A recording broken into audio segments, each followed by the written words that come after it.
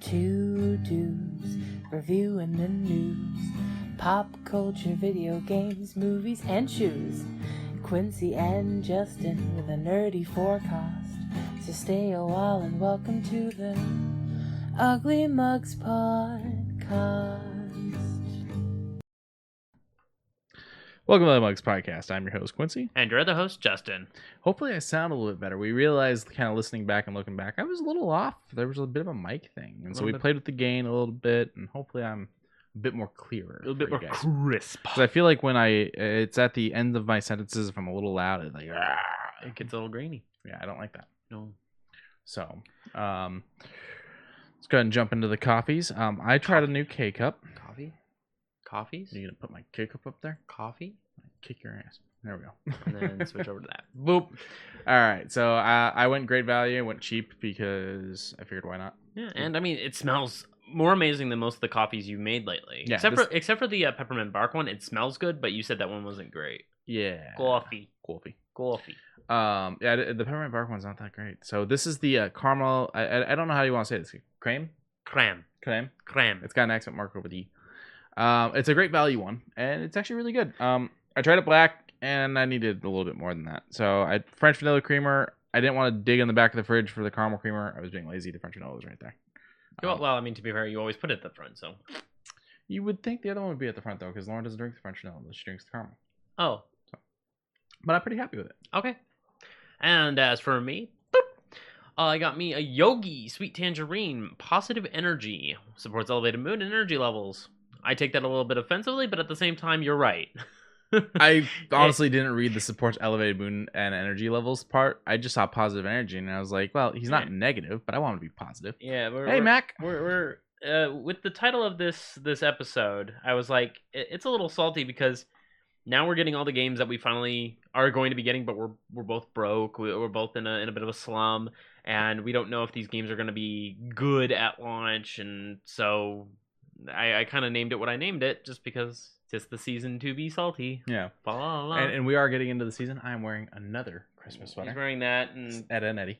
And then I got the tree. We got a nice little small tree, and now, when we first moved in here, we skipped the Christmas tree. I think the first year, and I bought that thing because we didn't have the money, so I bought the Christmas tree. Yeah, and I will think this place will probably slowly get more and more decorated. Each episode you're going to come over and it's just going to be more. And I wish I had thought about it and decorated for Halloween, but that's all right. Hey, thanks, Matt. Thank you for the sweater. Or for the nice sweater comment. Underneath is actually a horror shirt. Where your heart lies. But it's the old stab one. And what I added to this was something we got probably in the first 20 episodes, give or take. Yes, it's probably been about a year. Yeah. Is the strawberry sugar that we got from Sheffield & Co. Yeah. And it goes perfect with this. It makes any black tea already taste better because of the strawberry tones. But with the tangerine that it comes with, I could taste it, and the caffeine, I could taste the caffeine too. If it wasn't for the scent on the sugars, I would totally try to hide my sugar in your stuff. Because I got the clove. Oh, the clove. Yeah, I'd be like this, and I'd be like, Quincy, god damn it. Damn. Caught me again.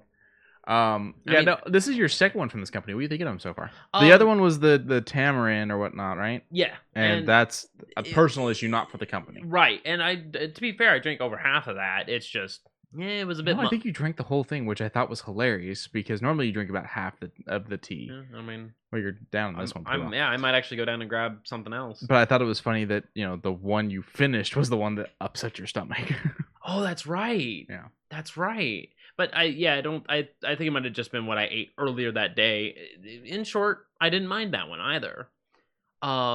This one, I'm gonna throw out that I might actually have this one be one of my tops. Like, it is delicious. That you can taste the subtle hint of tangerine. You can taste the black tea that it's a part of, and even the sugar that I added doesn't take away from it, but it certainly adds. So one of the problems I have to be careful with when it comes to this company is they have a lot of like sleepy time things and a lot of like lowering energy things, and I'm like, I don't need him like halfway through the episode or during the movies like last week. Okay, last week I was exhausted. Yeah. And first movie we saw, I did not sleep through. I was nice. That was the one I thought you would have slept through out of the two, honestly. Yeah, well, but the second one, I kept like my eyes were closing, but I was listening. I was listening intently, and then there was a little bit of a disconnect of maybe 6-7 minutes, and then I caught back up, and I was like, shit, because Mr. Bogard, he does not stop.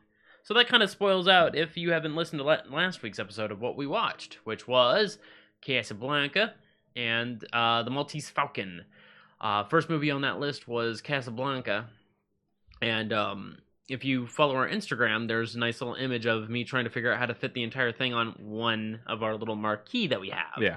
And which you'll never guess what I saw at Walmart yesterday. Another marquee? They got the marquees as stocking stuffers. Yeah, we still have a bunch in stock over at the other store, so I was like, we might just get one more just in case. I'm just gonna eventually buy a big one. Oh yeah, get one of those nice ones. The nice. Don't know where I'm gonna put it. The nice, what is it, 16 by 21. It'll replace my bed. Yeah, why not? Fucking put it above your bed. Going to Z's. But Casablanca, a very, very interesting style of movie, because most of the scene transitions that happen are happening from the casino / bar, the saloon, as he wants to call it. And when it changes over, you can tell that, even if it's a black and white film, you can tell that it's going to another scene. It is a whole nother area. You went quite a distance away to do that. And when you go back over, you realize what is overtaken, because this is in the midst of World War II. Yeah, that's one of the things I find the most interesting about this, is this movie's referencing Nazis. It's referencing what happened in France and how things are going in this part of Africa. The major occupation. While it's going on, because it's 42. The war doesn't end for another 3 years. Right. And even still, like, you have the occupation of France and people wanting to basically just find refuge into another place. And Casablanca is where the refuge of the refuge, if that makes sense, kind of comes out. And he's like, yeah, I'm from New York. I kind of left because I got tired of all that. I'm here doing what I want to do because it's what I like to do. I could care less about what's going on with the world. I don't care. It doesn't interest me. Now, question. Yes. This movie is highly respected. Yes, we're looking at a 8.5 out of 10 on IMDb, 99 on Rotten, 100% on Metacritic, and 86 from the Google users. They're all loving it. Would you think anyone would dare to remake this? In today's times, everyone, they're remaking everything. So I'm wondering if someone were to be stupid enough to try to remake this, first of all. Yeah. Second of all, how it would be received, because I think it would be very poorly received. It would need to be very bless you. Thank you. It would need to be very, very under a microscope handled, because you have Humphrey Bogart, who I've only seen these 2 movies, and I am enjoying him. He is a quick talker. He makes his point known in all of what he says, even though he speaks a lot, but he's always to the point. And when he gets to each of his points, he's making it sure that you know what his points are. I don't think anyone can speak that way right now. I really like his. Both movies had him. I don't. Even watching them back to back, there was never these feel like the same characters for me. No. Oh no. Really no. Because you got Rick in Casablanca and Spade in the other, and they felt severely different. The only thing I would say that was likewise was his whole arms in the trench coat thing that he did halfway through Casablanca and most of the movie of Maltese Falcon. But I mean, you gotta have it that way. The other transfer over actor is Peter Lorre. Yes, who's in both these, and I have a Peter Lorre story that I fucking love, provided that it's legitimate. So Peter Lorre did a lot of horror movies. In fact, he is one of the mad scientists, or they base one of the mad scientists in Looney Tunes off of him. One who makes the red creature, right? Technically, there's 2 different episodes where we see like the red creature's like debut. and it's 2 different mad scientists, but he's one of them. Yes. Yes. Hey, we got a Hey, doo-wop in there with a little toad. I like that. I don't know if it's actually toad, but that's what it looks like. Yeah, it's Adventure Toad. Okay. So, what was I saying? Right, Peter Lorre. Yes. So he did a lot of horror movies, and so he was close to a lot of the other horror actors. So he was at Bela Lugosi's funeral with Vincent Price. They're both actually looking at Bela Lugosi because there's an open casket funeral at the same time. Mm. And Lugosi had asked to be buried in his Dracula cape. And so they're looking down at him, and Lorre leans over to Vincent Price and goes, "Do you think we should put a stake in him just to be on the safe side?" And that right there is just this amazing thing to me. And it's this amazing like friendship thing. And you down the whole tea. There's a little bit of sugar still in the bottom. Yeah, it didn't melt well. Nice thing we just need to start when we've had a tea you really like. We need to bring like the teapot up and everything. Yeah, and have another one. Oh, and Max says I liked African Queen. I don't know if I've seen that one. I mean, the list keeps growing because you literally just grew it with what we're going to be watching tonight. So, yeah, well, I've got most of December mapped out, and I've even got New Year's movies for us. There's a movie I've wanted to do for a while. New Year's? Yeah, there's a movie I've wanted to do for a while, and now because New Year's, we're going to have an episode 2 days. We're going to have an episode on the 3rd, so it'll be right after New Year's. Okay. So it'll be able to work out. But yeah, so Peter Lorre's another one that transfers over in this, and he's an amazing actor. So where are you going to put this? Do you think it deserves the praise it gets? Do you think it's the great movie it was? Or do you think it got so much hype because it was in the 40s and they hadn't seen anything like this yet? Well, that's the thing of they haven't seen much of like this yet. And Humphrey Bogart, as said, he is the embodiment of each of the scenes that he's in. He seems like he demands, the people watching him. He doesn't like being cut off. He doesn't like having to talk over someone. He doesn't like having to cut off someone. He's the powerful. He understands that there's a give and take, but at the same time, if he's gonna give it, he's gonna say, "This is what I want." And if you have a problem with that, well, shove it. If you have a problem with that too, I guess you can, take it to someone else because I don't want to hear it. And I love that. I love that whole entire thing. And at the very end scene, when they're doing their quote unquote getaway. Sorry for the spoilers on the 80-year film. When they're doing the getaway and he's having his final say so against the one who's wanting to capture him, he's basically saying, I could go, but what good would that do? I'm here in Casablanca. I love it here. It's great. I can foresee that things could either go awry or things can go my way. If things go my way, then Casablanca is meant to be. And he just basically does it and, oh, hey, good work. And then everyone just kind of ignores that fact. And I'm like, that's an amazing cut. Yeah. That is an amazing take. And it's famous for that. Here's looking at you, kid. Oh, yeah. Here's all the gin joints in all the towns. I thought it was only going to be once. He says it 6 fucking times. Yeah, it was supposed to be their thing. Yeah. But I thought it was just going to be that once. Everyone's got their pet name. Sadly, nowadays, it's simple as Bay. But, everyone's got pet names and stuff like that. And that was his little thing. Not that. But I like the movie. So I'll let it. I would say 90. Yeah, I'll let it sit in its 90s and 100% ranges. And yeah, Casablanca is a very good film. The other one, the one that I did fall asleep on, Maltese Falcon. Hold on, before we move on to that, your things are out of order. I didn't mean to go that far out. Before we talk about Maltese, I took film class years ago. I took film class, and one of the big things is it's Citizen Kane's the best movie ever made, and there's a lot of complaints because Citizen Kane's actually leaving HBO Max, and they're like, it's the worst time that it's leaving. Okay, I don't. So I'm bored with Citizen Kane. I've seen it once. You've seen it a couple times, you said? Yeah, probably. It didn't really entice either one of us. And the whole thing is, I know why Citizen Kane is such a big deal, and I understand why it's such a big deal, but the reality is, it's no longer a big deal. It's a boring movie.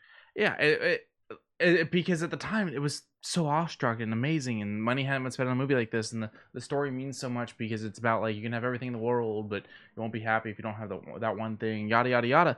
And it's also like everyone looking at this rich guy and assuming they know everything about him, and thinking they know what Rosebud is and whatnot.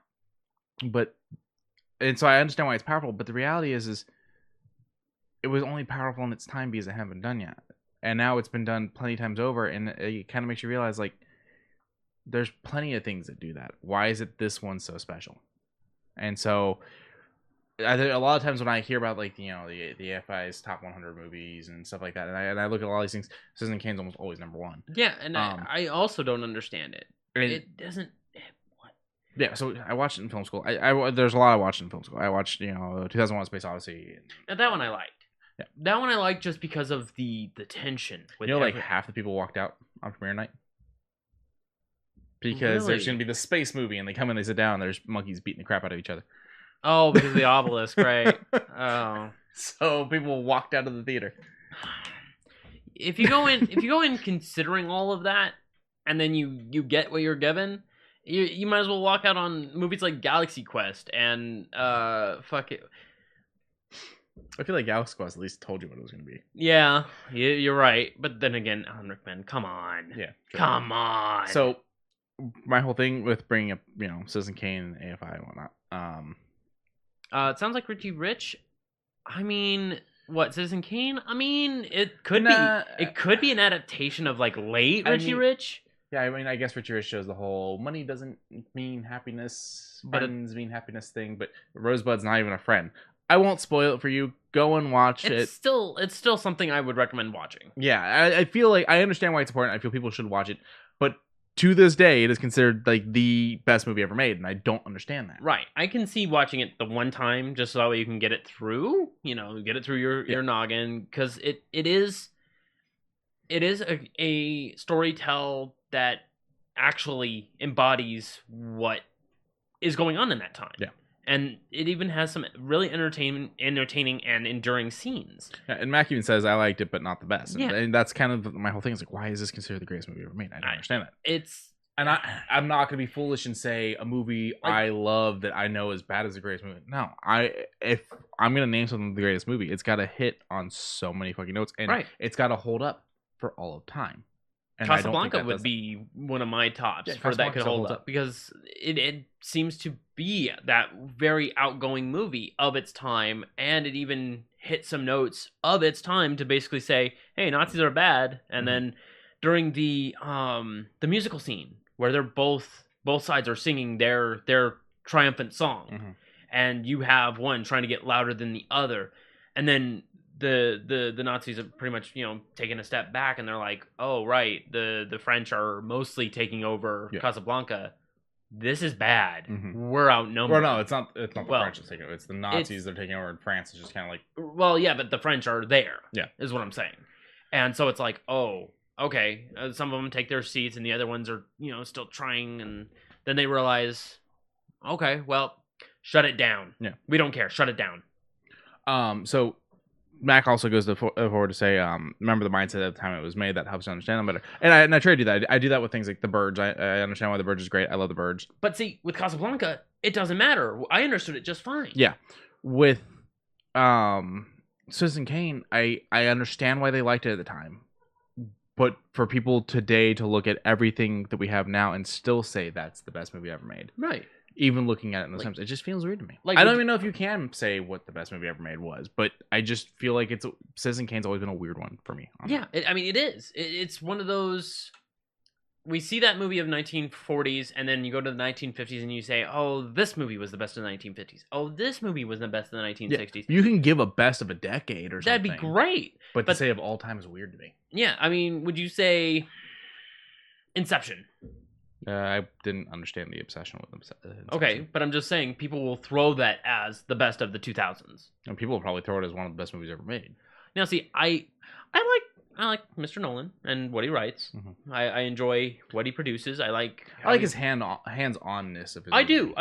And to be fair, I enjoyed Inception. It was pretty good. It had great scenes. The actual practical effects of that whole entire scene shifting where he's trying to climb up the wall and then he gets thrown back through that first door, and I'm like, that's a good fucking scene.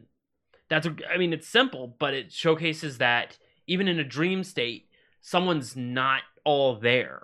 Yeah. And I fucking love that.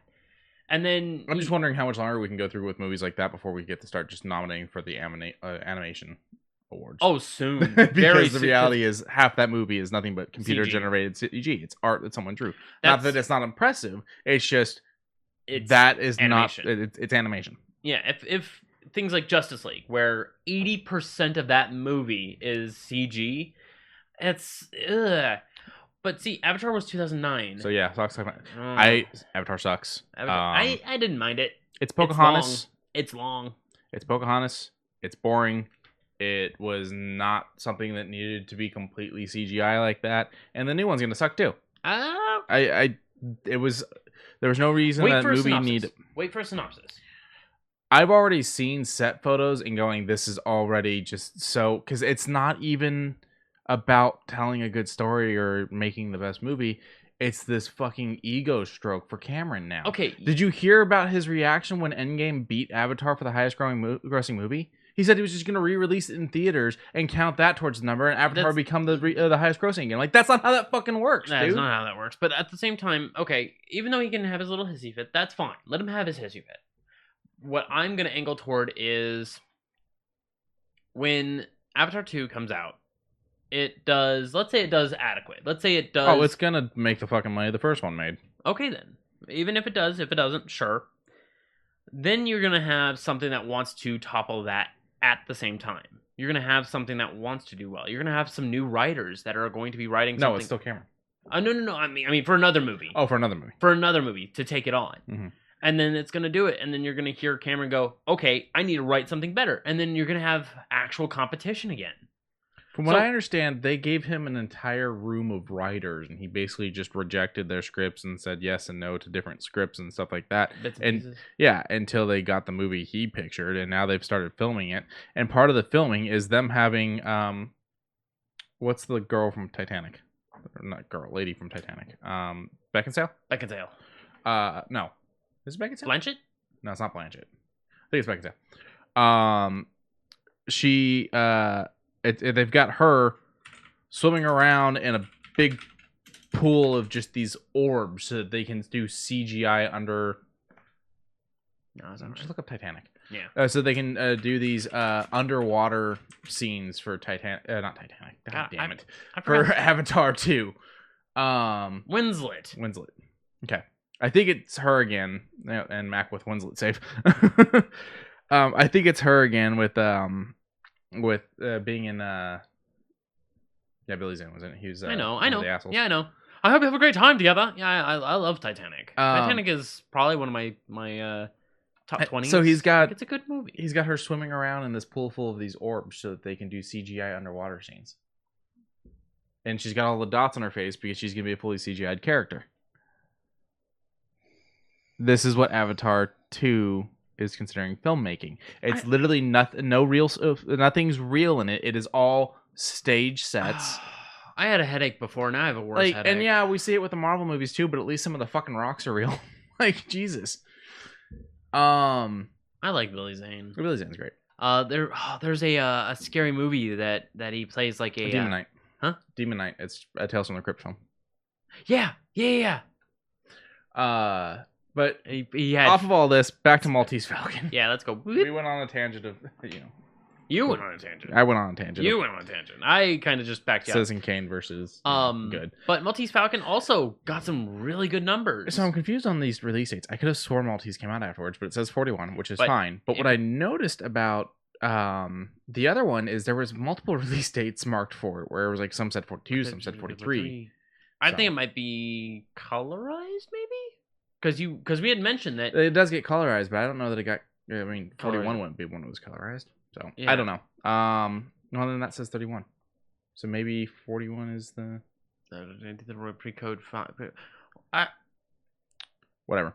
What did you think of this one? So you had to rewatch it because you fell asleep. I had to rewatch it, and you didn't fall asleep because the movie's bad. You fell asleep because you were tired. So I was exhausted. Going back in, rewatching it. Okay, so the first time, when I first was listening intently and then kind of lost maybe 5-6 minutes before a very particular scene where the larger gentleman was making his I'm spacing out deal. on the name, but yeah. Yeah, he was making his deal, and then he kind of like went around and was like, there's supposed to be 10 in here. There's only 9. And then he's like, I didn't have the thing. And then he wanders over to the chick and goes, all right, where is it? And she's like, I don't fucking know.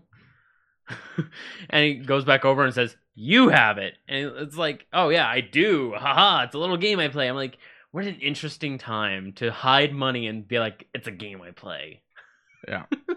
But that whole scene was just a little unorthodox, but it was needed because it explained that he likes to undercut. It's all straight out of the book. Like this is practically word for word from the book. Yeah. Oh god. And Bogart knows how to handle those word for word good. You know, we get a lot of these things where it's like it's a direct adaptation. Like no, this is a direct freaking adaptation. Like this movie is on par. Okay, so the 31's the original. Mac pointed out for me, different actors. Thanks, Mac. And everything. Thank you. I was just pulling that up here to make sure that, oh, yeah, Humphrey, Humphreys is more popular, and that's because he was probably the better actor, and I haven't seen the 31 version, but I bet you anything the 40 version is probably closer to the book. Apparently, they did a 75 comedy sequel called The Blackbird with George Siegel. I do know that that there's more books than just the Maltese Falcon. The writer actually wrote an entire like set of books where you follow Spade. Speaking of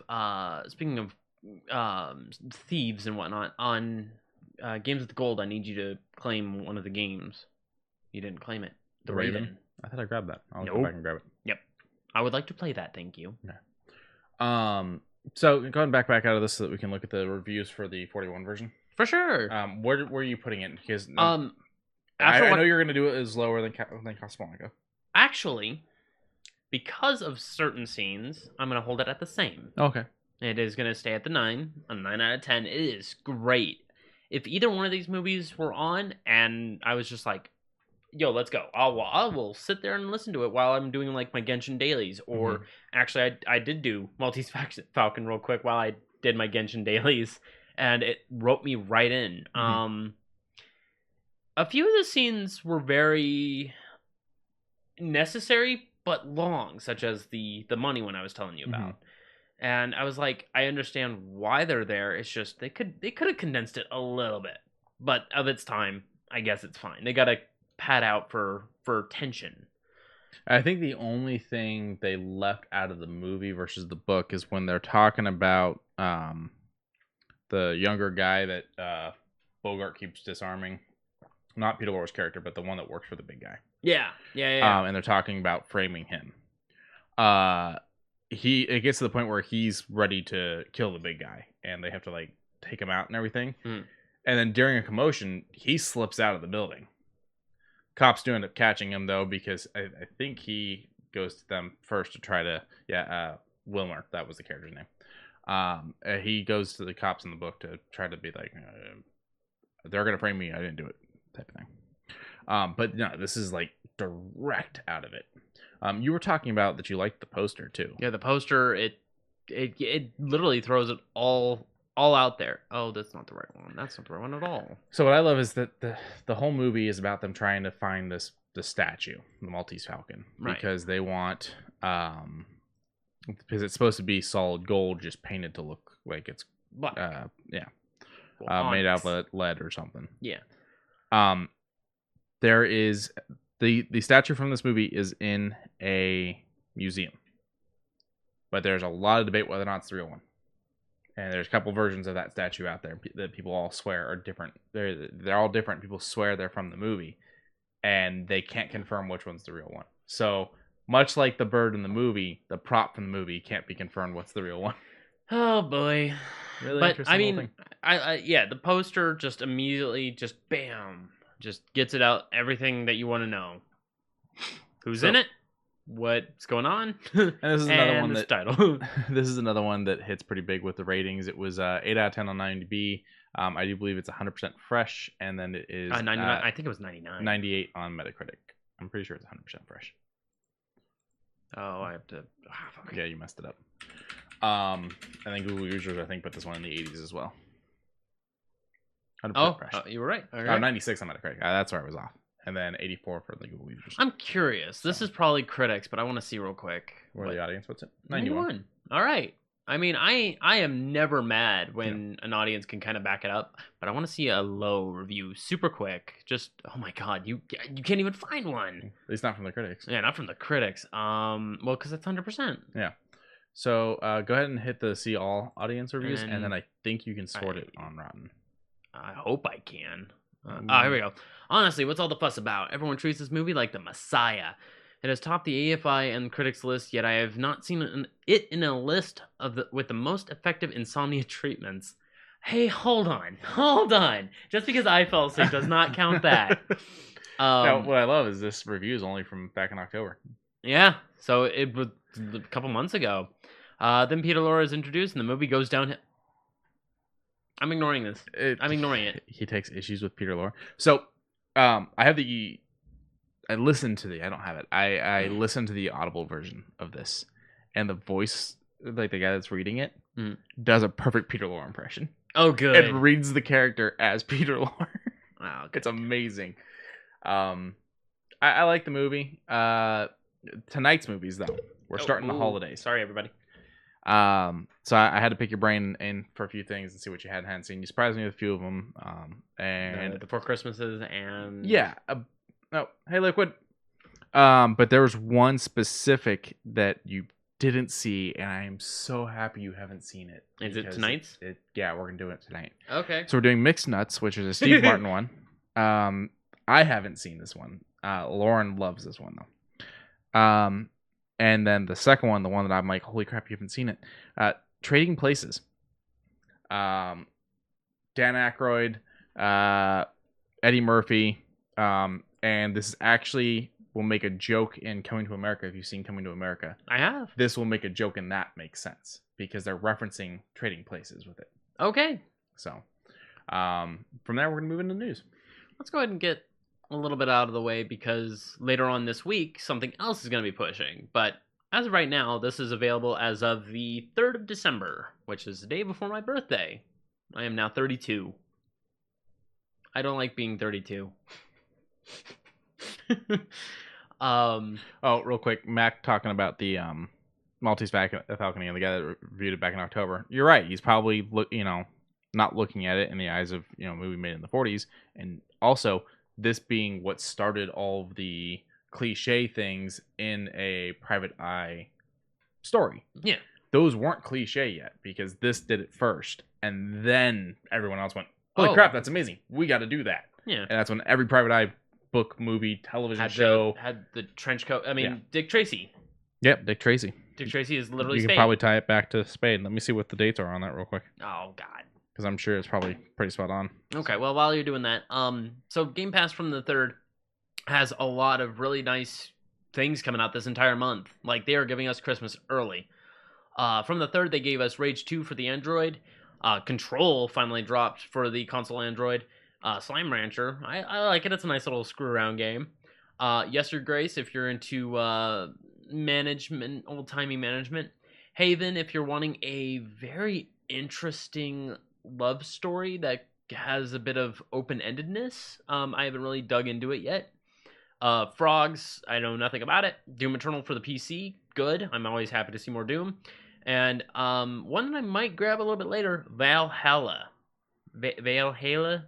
I don't know how to really... Yeah, it's not the Assassin's Creed game. No, it is not. No. Yes, that is correct. It is one for... it seems like a bar... Talkie Talk ones. I've enjoyed one bar Talkie Talk one before called the Red Light Club. And this one seems to be in the general gist of that. But something that I've already pre-installed that will be dropping on the 8th called Call to the Sea, which I am ready for. I did a tweet about it a couple days ago saying, I'm glad you guys are throwing this for free. You guys have been doing amazing work, etc., etc. Now, what I find interesting is it just says Android for Rage 2, but the reality is we're getting this for everything again because it was removed before they did the Bethesda thing, the purchase. Yeah. And back to the Dick Tracy thing really quick. When the book came out, Dick Tracy came out 2 years after the book.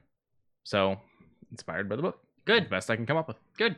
So, this is a nice set. Yeah. Anyone that hasn't gotten to play a Doom yet, because you're on PC, this will be great. I hear a lot about Control. I'm not necessarily excited for Control because I don't like some of the. It's gonna be a bit. I mean, if you got the space for it, by all means, it's freaking 74. That's gigs. not my issue. My issue with Control was the fact that they went, if you buy the special $80 version of this game, you'll get the upgraded version for your Series X or PlayStation 5. Okay. Well, I already own the regular version of the game. I bought it when the game came out. You have to rebuy it if you want the upgraded version. Fuck you. Yeah, I don't. That's shitty. That is shitty. And I didn't like that. Well, let's go ahead and slide from Game Pass, even though Game Pass is doing the good work. Mm-hmm. Because you also have to figure, wait. If you have Game Pass, doesn't this roll over to the Series X? Yeah. Yeah. Okay, so the Series X, Series S, you get Game Pass. So a little halfway good thing from that. Mm-hmm. So let's slide over to something that was announced a little bit preemptively because it was supposed to be, I believe it was supposed to be announced during the Video Game Awards, which is on Thursday, the 10th. The 10th, yes, that was correct. And they kind of went, oh wait, retract, but people already saw the trailer. Anyone that doesn't know what this is, it just looks creepy. It's just staring at you. Oh, Joker? Know. I'm just saying, like, anyone that doesn't know what it is, just suddenly there's a fucking face staring at them. I guess. So, Persona 5 Shuffle or Scramble. One of the two. I gotta figure out which one it is. Hang on. I'm sorry, there's two. Bet you sock speech to the answer. Phantom Strikers. So it is Scramble. So yeah, it is that one. It will be released in February 2021, which is a bit of a shocker because usually we when it releases in Japan, we usually get it much later on in the year. Mm-hmm. This one's not too far away from the Japanese release. So kudos to Atlas. I'm excited for it, but I still need to beat Persona 5, so we'll see. I've never played any of them. I recommend it, and you had asked earlier in the year, do I need to play any other ones? Not really, but it would help. What I know it's. I'm assuming it's a JRPG. Yes. What is like the general concept? Don't give me all the story and everything. No. Just like what kind of a game is it? It is very much a life simulator that gives you a little bit more. It is. Kid gets blamed for a crime, and when he gets blamed for that crime, he kind of has to clear up his name, and in doing so, he kind of makes a pact with a being that says, "I can help you, but you kind of got to do some more things first." So is it just a lot of dialogue and picking the right answers and stuff like that? Yeah. Okay. A little bit there, and then there's a little bit of 6th to 8th grade learning and even Japanese learning. Because, I didn't do good that on the first time. I'm not going to pay to do it badly this time. You're right. So what it is like it'll ask what a specific type of culture thing is, and you get a list of answers, and you got to answer it. Also, yes, Sundro is a very good father figure. After you kind of get sent away after committing said crime, even though it is not true, you just get blamed for it. You get given to Sandro, who's like, I'm doing this just as a sign of good faith, just because your parents know me, don't get too comfortable, because as soon as you get arrested, I don't care. And then later on... But basically, it's a life simulator. It's pretty much dialogue heavy. Right. Yeah, that's really all it is. It is very dialogue heavy. And and even with the Japanese voice actors and American voice actors, we had this discussion literally a couple days ago. No, it's not even that I just don't want to play a game where all I do is pick dialogue options. Oh, okay. That's Fair just enough. not for me. I mean, there's still, of course, the combat. There's still, deciding what to do on your daily basis, whether it's creating things, reading a book on the subway to increase certain things like your charm or otherwise, or doing social links, which you go out with a friend and they kind of expunge their story to you and say, I get that you're here and you're not really enjoying it, but hey, I'm glad that you're here to help me. Yeah, that would be a better idea, is see if someone's got a playthrough of it, because Atlas kind of released their whole ban of, hey, don't spoil the story. They kind of released that. So you have people playing the whole thing and putting it on YouTube. I would also recommend it. It's a really good story. I'm on the second to last dungeon, so if I ever decide to go back, I can literally just wrap it up. Okay. It's just a matter of me doing it, Gotcha. All right. Maybe it's something I'll look into in the future. Yeah. But moving on from there. First of all, we got State of Decay 3 is supposed to be a thing at some point. It's looking snowy. I don't know if you muted the I didn't, page. but I will do that right now. It's looking snowy, which I kind of like. I don't have access to. Yeah, so just don't play it. I won't play it. People can go watch the trailer if they want. Will play it, but with no volume. Okay, Look at that works. There we go. I enjoyed both games. I do enjoy 2 a little bit more than 1. I can't really tell you why, because they didn't really change much from 2 to 1. A little bit of quality of life here and there, from what I gathered. Well, not really. There's really not very many changes to it. Like, you got maybe an extra plot on your camps. Like, there's really no real change to the game from 1 to 2, other than like customizables and being able to play with friends a little bit better. Yeah. But 3 is looking really interesting. It's it's looking a little bit more of the wilds and whatnot. But why we're really talking about this is 2 is actually getting an update. That's going to optimize it for both the Xbox Series X and the Series S. Good. They're saying, quote, lightning quick load times, improved world and shadow detail, and responsive 60 frames per second presentation at up to 4K resolution. Not bad. So it's pretty much for when it buffs up, it's going to basically have the same thing of performance versus cinematic. Mm-hmm. Well, I mean, cool. Zombie deer. There's a few things I've always wanted them to add to the State of Decay franchise that they still haven't added. So once we know more about 3, maybe we'll see then if they've added some of those things. I just felt there wasn't enough customization when it came to your base.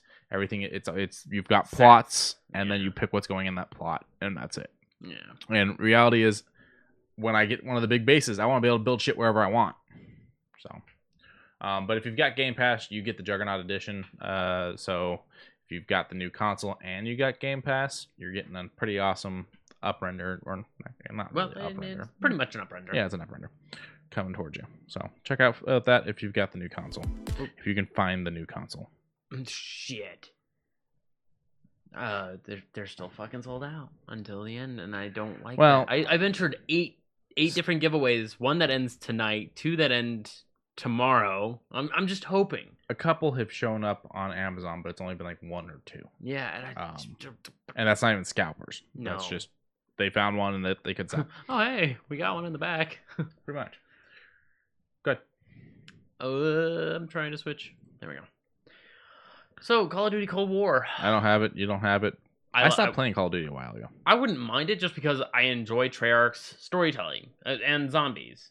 So, I mean, I'll probably get it later on if I get the series. Because if I get the series, I would definitely buff it.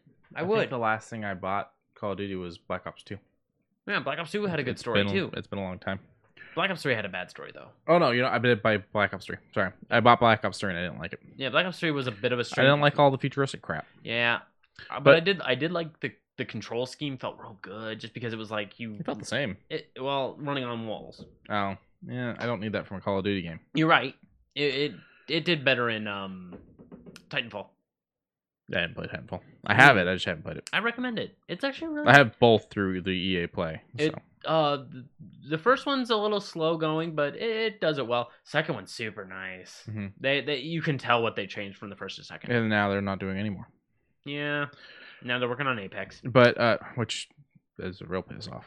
Go from making games that seems like you put some thought into it to making a fucking battle royale. Making a battle royale with story. Well, I mean, the other ones claim to have story as well. So the reason why we're talking about this is Treyarch has revealed that Call of Duty Black Ops Cold War, entire Season 1 content map will be dropping December 16th. We'll be sure to check that out and talk about it. I like that they're going to give you the full content map. I'm assuming plenty of people have already bought the season passes and whatnot and have no idea what they're fucking getting from it. But from my point of view, I'd like to know what the hell I'm getting before I buy the season pass. There's only one season pass that I bought before even having any instance, and that was the PC version of Borderlands 3. I bought the season pass, and I've gotten the Fallouts in the past. That's right. I got the Fallout one too.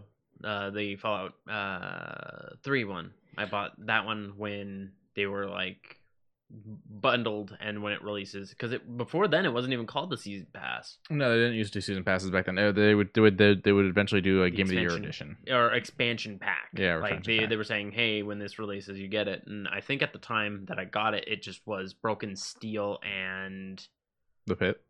No, The Pit came out. I think because The Pit's the only one I bought on 3 until I got the Game of the Year edition. I think The Pit came after Mothership Zeta, because I think I bought one of them, and I wound up doing Mothership Zeta when it dropped, but I don't know if it was before or after. Well. But even still, I played Mothership Zeta, and that's one of my favorite DLCs. It was so out there. Did you save everyone? 3 out of 4. I think it was 4. If there was more, oops. I don't remember. I just remember the guy from like Feudal Japan, which was kind of cool. Yeah. But my issue with buying the deluxe editions or gold editions or the expansion editions or the season pass editions of games without really looking into them is there's so many games now that do it, and it's purely cosmetics that they're charging you $20, $30, $40 for. Right. You know, Jedi Fallen Order, love the fucking game. Just a couple lightsabers. But the it's not even a couple lightsabers, because you don't pick only have one lightsaber. It's just the color. Oh, right. And then some poncho material and stuff like that. And there's just no need for it. And I didn't buy that version. I bought the regular version of the game, and I'm perfectly happy. Now, if they want to sell that stuff to me at a cheaper price, then we'll talk. But to sit there and tell me that some cosmetics on my character is worth $20 fucking, get out of here. Get out of here. So next we got we've talked about BioWare a little bit here. A lot of things. Excuse me. I'm sorry. A lot of things we like. A lot of things we don't like. I love BioWare. They know how to write.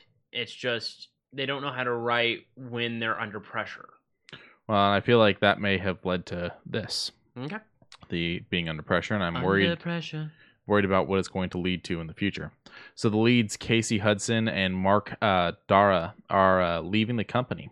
EA and BioWare have stated that Dragon Age 4 and Mass Effect Legendary Edition are still moving forward. In fact, they're teasing Dragon Age 4 for the awards show on the 10th, which I find weird, because why are there so many companies like, we want to show you stuff at the award show? It's like, that's not what this is supposed to be about, but fine. I mean, it's if you actually condense it all down, there's not that many awards to be given. So I guess that's kind of where they were like, hey, there's not a lot of subjects. We need to pad the time. I guess. And so I guess that's why. I mean, maybe if they weren't just giving awards to Rockstar because your horse's balls go up and down.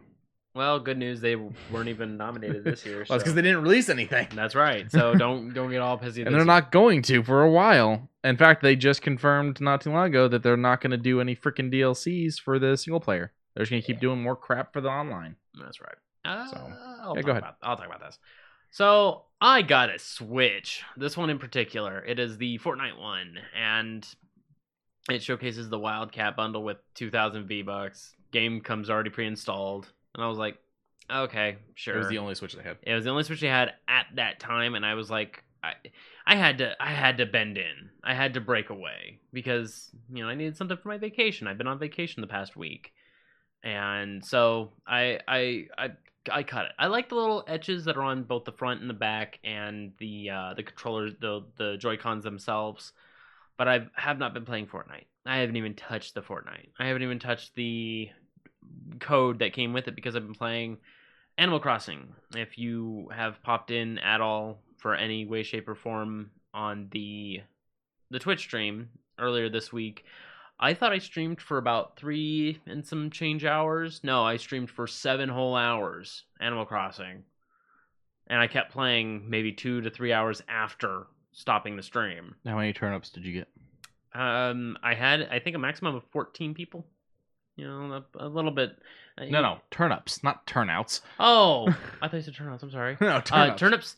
Turnips we did 3 or 4 days later, and I got a good $2 million in the bank. Cool. You know, I'm sitting stasis. Every day I'm checking. That raccoon or whatever it is going to show up, kick your door in, and take all the money. Yeah, Tom Nook. I already gave him a lot, so he's probably happy. I've never played. I just see all the memes. Yeah, Tom Nook is one of those that is very much oh, you want this? It's this much. Oh, but don't worry about it. Don't worry about it. It's a loan. And we don't charge interest here. Mafia! Don't you worry. And if you want, you'll have to give our sons or nephews the items that you will sell in order to make that money to give it back to me. Mafia. It is a mafia. And really quick, the chat, Mac, I completely forgot, is a huge Dragon Age fan. Oh, there He's you go. played all of them, so he's pretty excited about 4. I liked Inquisition. Started Origins and haven't finished it. That's all I've done. Origins is it's a really hard one to really wrap your head around. I got pretty far into it and then forgot what the fuck I was doing, so I went back and I went, "What? Shit, I don't know what I'm supposed to say at these dialogue points. Yeah, I don't remember anything I was doing." I enjoyed all of the side quest stuff, such as Morgan's teacher finally, like, you know, being like, "You are actually a witch. This is actually a problem. Can we get this solved?" And she's like, "No." You know, there's a lot of very interesting tales to tell. I ran into the same problem playing KOTOR. Yeah. Because there was a point where I came back into KOTOR and I was like, what the fuck am I doing? I'm on a planet that's got a Sith embassy, and I got a planet that, and it's got like a Republic embassy, and I don't remember what the fuck I was doing. There's a few games that kind of, when you come back to it, they're like, this is what you were doing the last time on Dragon Ball Z, that kind of thing. Mm-hmm. Dying Light does that does that, where it's like, I just saved Zir from I played some Dying Light. Yeah, and I it's gave like, it a chance. and I was like, oh, that's nice. I'm not good at it. Oh yeah, I can do the climbing and stuff, but once, like, when you first encounter the first super zombie, I'm like, not with this combat stat. I can't. So like, I went and I hid, and I was hitting him in the knees through a doorway, and even that, I was like, I have no idea how much damage I'm doing to him, so I just finished what I had to do, went out the back door, and left him there. Yeah. So, but yeah, so back to the Switch. So you've got Animal Crossing, but you also picked up another game. I picked up another game because we had for my birthday, I got a $25 Walmart gift card, and I said fuck it, and I bought Smash. Mm-hmm. You only get 7 characters out the box, and I was like, oh boy. They wanted you to buy those character packs despite the game being fucking $50. Well, no. There's 60 characters in the game. It's just you gotta unlock all of them. I'm just like, oh, well, at least there's that. Oh. I just know that they've done a lot of character packs. They have, and I'm not mad at that because the character packs aren't that expensive. If I wanted to go out of my way to get them, I could. And with the character packs comes a little bit of... How much are the character packs? 10. 10 per pack. And how many characters do you get? 4 per. Okay, so you get 8 characters for $20. Not bad. Yeah, and I was like, I might go Isabel. I might right now I'm working Villager, and I'm liking Villager. I don't have any heavy hitters yet. I mean, you don't want to do the what is it, the Mii figure or whatever. Oh, Mii Fighter? Yeah, Mii Fighter. I haven't unlocked him yet either. Right now I'm going through the Waluigi. He's a what is it called? A trophy. Yeah. So he'll stay there. He will stay there and like it. But so far I'm enjoying it. I've unlocked a few characters. I just got Zelda, so I'm gonna give her a shot. And Wii Fit Trainer I have a chance to get through what is that mode called? Path of Light? I don't remember what the adventure mode is, where it's this huge fucking map and you go fight to fight, and it adds in like buffs and whatnot called spirits. They've done a lot to work this game out. And World of Light, that's what it's called. So you feel the console and the games are worth it? So far, yeah. I got everything on sale except for the Switch itself. Yeah, if I could have gotten the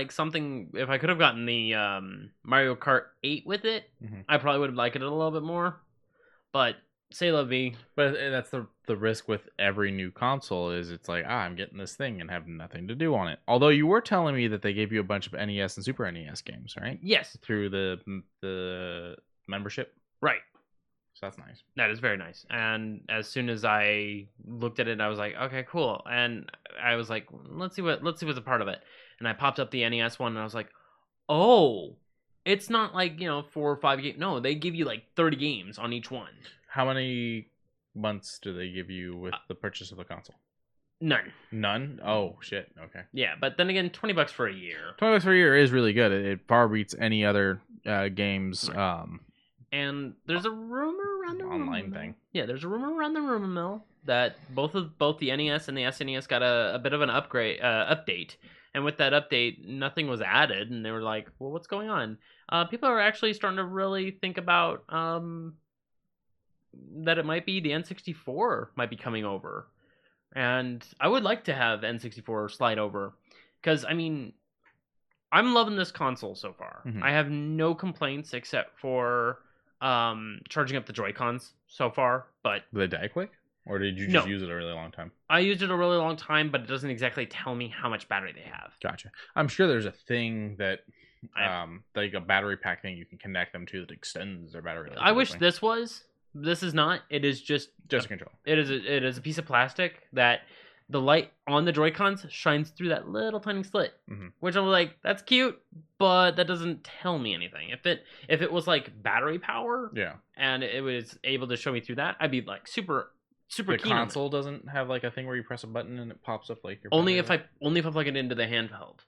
I don't know if there's something I'm missing. I'm gonna do more research on it, but even still, they charge fucking quick. Okay. So when you plug them in, I plug them in for about an hour, I pop them out, and they seem to work for another 5-6 hours. So, if I get one, I want Labo and I want Breath of the Wild. Breath of the Wild is not up there on my list, but it's on my list. Next for my list for the Switch itself is probably one of the Donkey Kongs, just because I've been a fan of Donkey Kong. I wouldn't mind going back. If the N64 stuff drops, you ain't seen me for a while, because I would love to go back through a lot of N64 games, especially ones that are staple for Nintendo, like DK64, Mario 64, so on. Here's to hoping that actually happens. I would like to see it, but as of right now, I don't think I'll ever not be playing Animal Crossing when I'm just on a downtime. All right, what's next? Bam. Oh, this thing. All right. So they released the times when Cyberpunk releases. It's not that it's really releasing; it's the global play. Oh, okay. That's the confusing thing, because you can on launch day you can play the game. Yes. It unlocks for you, but like global release is the weird thing here, where like you have the game, you can install the game and everything, but everyone's not getting the game at the same time. No. So this is a little hard to see. This is their actual image, and they put it out on Twitter, and it didn't blow up very well. No, it didn't. But Los Angeles, December 9th at 4 p.m. So that's early. Mexico City, December 9th at 6 p.m. New York, December 9th at 7 p.m. So that's the 3 hour. So that's the same time as Los Angeles. So it looks like across the board, we're all going to be pretty much hitting the time zones to where we're hitting them at the same time. But we'll hit some of the bigger places real quick. London, December 10th at 12 a.m. Moscow, December 10th at 3 a.m. Beijing, December 10th at 8 a.m. Tokyo, December 10th at 9 a.m. And Sydney, December 10th at 11 a.m. And that's AEDT for Sydney. If you want to see more, if you want to know all the countries, they broke it down to, let's see, 2, 4, 6, 8, 10, 12, 14, 16, 18, 19 different time zones. Just go and check out their Twitter. This image is up there. IGN has it as well. I like that they're doing these like images where like they make it Cyberpunk themed, but this is the second thing we've seen like this now. Well, good news. People have already pre-installed. People have already gotten the game actually is released. Yeah, their physical copies have shipped. So shut up. No, what I was saying is I like that they're doing this. It's just I wish it blew up a little bit better. Oh yeah. That's all. I think it might be from phone to Discord to here. Maybe. Yeah, so just check out their Twitter if this isn't I'm happy. Legible for you. I am fucking happy that now this game is releasing. It's better late than never, but at the same time, I'm glad it's releasing. I've heard one complaint so far. Oh. And Penis size? What? That's a slider. What? Penis size. Okay, so you can adjust your character's penis size. Yes. That's an interesting choice. No, it's got a day one patch like every other game in the world. So this there's a Twitter guy, called Dreamcast guy that revealed it's a 43.5 gigabyte patch. I mean, it's not the worst patch. No, it isn't. We've seen worse. There was one of the Call of Duty games, I do believe, that released with a patch the same size as the game. Yeah. And Valhalla, didn't that have a day one patch of like 50 some odd? Yeah, probably. The Assassin's Creed games normally have a pretty decent patch. I mean, I think in the past it's been like 30 something. Actually, hold on. Let me go ahead and click this button right here, and then I'm gonna do something real quick. Yeah, none of that was anything.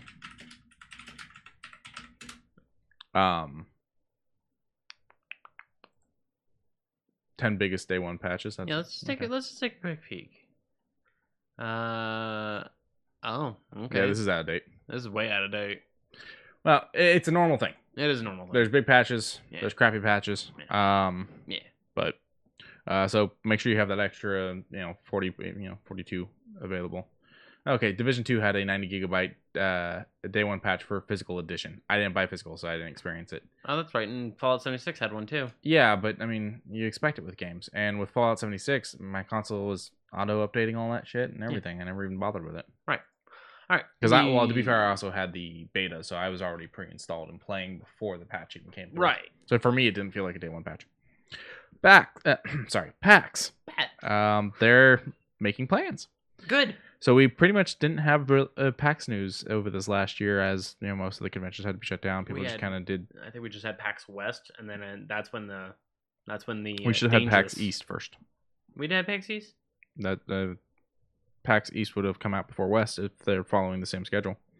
So this time around, though, Prime. They have PAX dates out for us. Locations are up in the air, and this is only, as they said, if COVID improves. Those were their words. If COVID improves. So PAX East will be June 3rd to the 6th, 2021. PAX West will be September 3rd to the 6th, 2021. PAX AUS, more information coming soon. And PAX Unplugged, which will be December 10th to the 12th, 2021. So yeah, we didn't even get Unplugged. We're not even getting Unplugged this year, are we? No, we're not. But I think it was PAX Prime. So I guess that means they're not doing a PAX Prime this year. Interesting. So, but we will do our PAX coverage like we do every time, because we did get to do PAX the first section of us doing the show. Yeah, and not even E3 did it very much of anything. They did their online thing, but not a lot was announced. No, they had to shut everything down. Yeah. A lot of games didn't get to get finished. I mean, look at how far so many games have been pushed back. Right.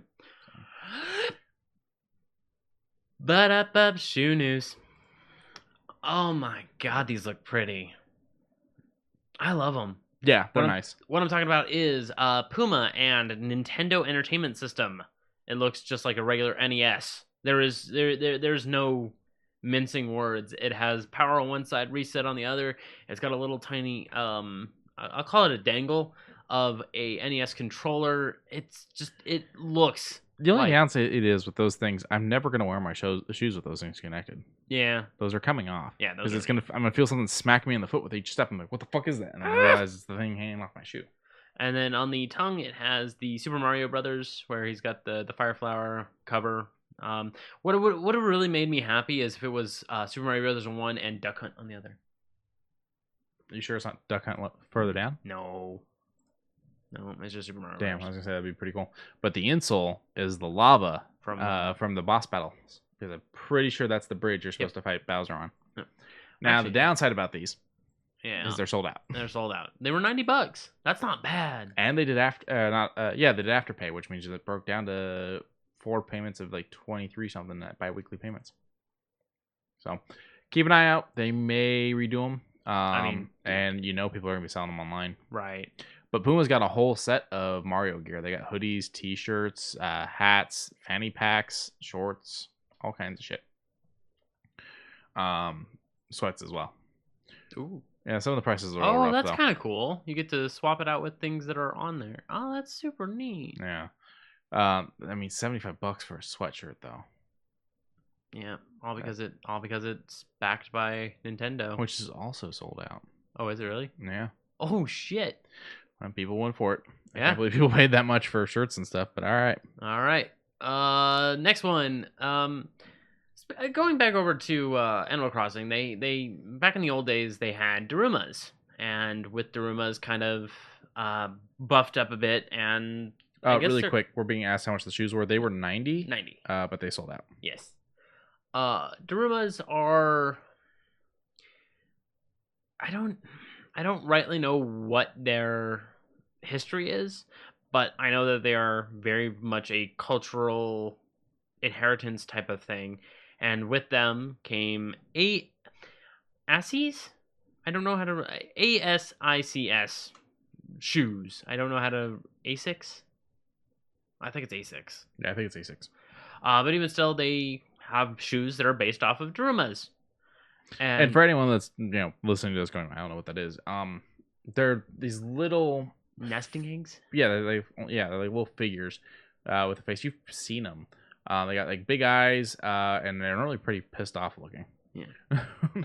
And they're in Animal Crossing too, so I mean that's the only reason why I was like, oh yeah.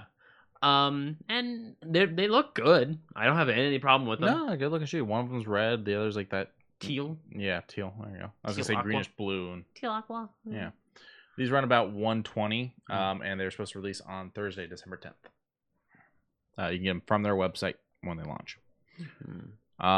Anyone that likes the culture, I think, would love these. And I think some people will just like them for the color scheme. Yeah, they don't look bad. Even just as a shoe, they don't look bad. Boop. So we all remember where we came from, and it's good to always jump back to it. And my mom likes to remind me, and then threaten to take me out of this world. So, as one should.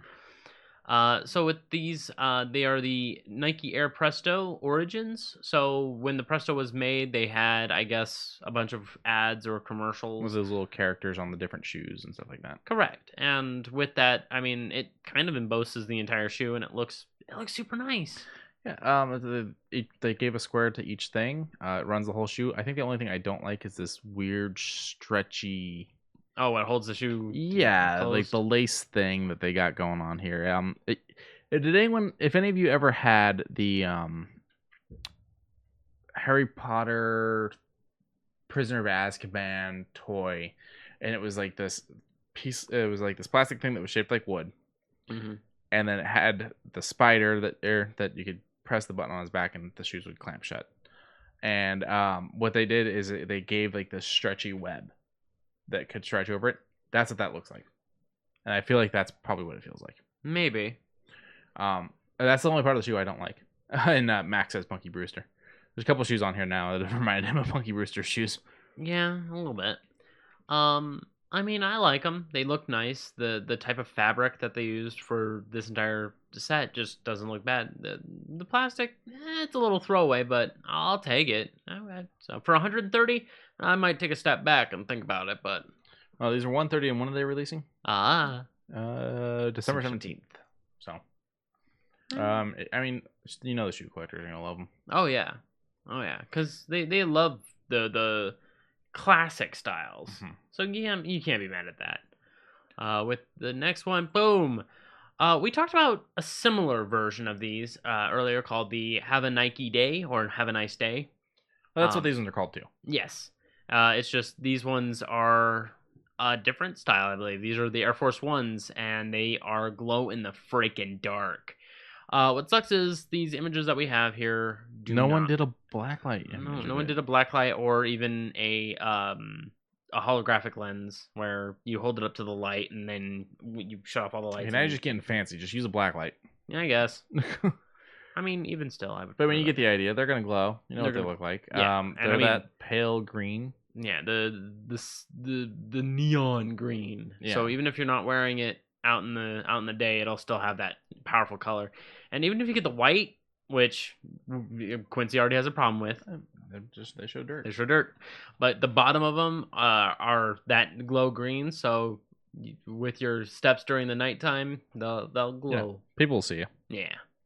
Which is an important thing when it comes to that stuff. Oh yeah. Now what were these ones running us? Oh, I think I saw 160. No, 120.